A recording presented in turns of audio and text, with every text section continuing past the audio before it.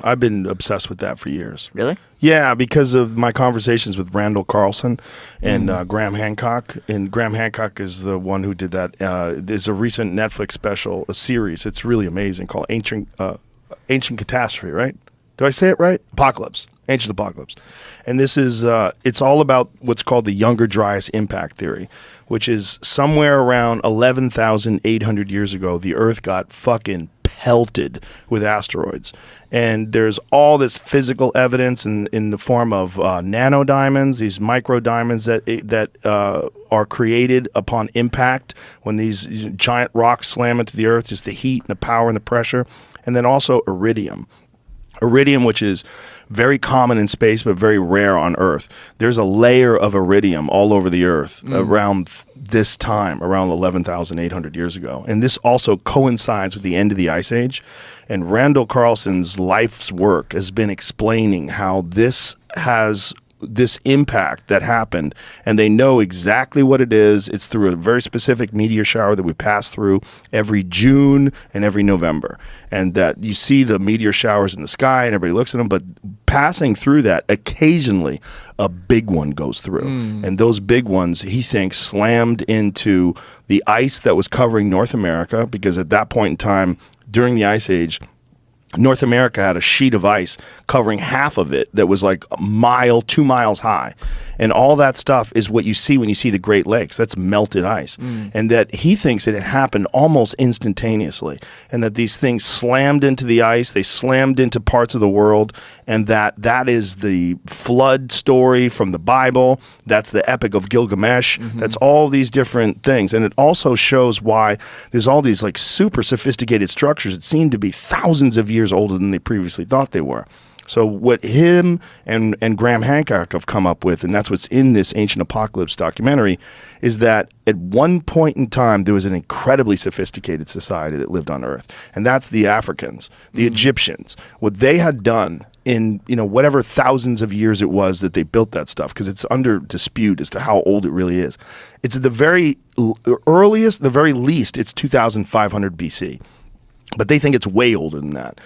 And these people had technology that we still don't understand. We don't know what they used. We don't know how they did it. But they moved 2,300,000 stones that were tons, some of them from hundreds of miles. They cut obelisks out of the mountains and moved them 1,000 miles. They don't have no idea how they did it. They have no idea what they used to cut them. They have no idea what they used to move them. And you're talking about people at that point in time, when you're dealing with 5,000, 6,000 years ago, we thought they were like hunter-gatherers. Like, how did they do that? Yeah. If it's really 10,000 years old, 12,000 years old, 20,000 years old, what kind of sophisticated culture exists that went on a different path than we went on? We went on the path of internal combustion engines and electricity and computers. They might have gone on a similarly advanced or more advanced way, but with a completely different angle. They came at technology from a completely different space. And that's what we see when we see those stone structures. I'm worried that that could happen to us. And I'm worried that if something like that did happen, there would be very little evidence of the society that's left. You'd have a small group of people that survived and lived in fucking utter barbaric conditions. And I think that's also why people are so fucking savage. When you look at human beings like 6,000, 5,000 years ago, what we're probably seeing, according to Graham Hancock and a lot of other people now at this point in time are coming to this conclusion, is a reemergence of civilization, not the birth of civilization. What we think of as the emergence of civilization, we think of Babylonia and ancient Sumer, and this is the first mathematics, the first written language, the first agriculture. And what they think now is this is just a rebirth of a complicated society, and that for the 6,000 years plus after the impacts, it was probably hell on earth. And the people that survived were fucking monsters. Yeah. Just monsters. And that is probably why people were so fucking savage post the construction of this insanely complex civilization in Egypt. I mean, what they did in Africa to this day is one of the most puzzling things that archaeologists have to ponder. Yeah. Like, how? What is this insanely sophisticated society that existed that built these structures and left behind no record of how they did it? Yeah.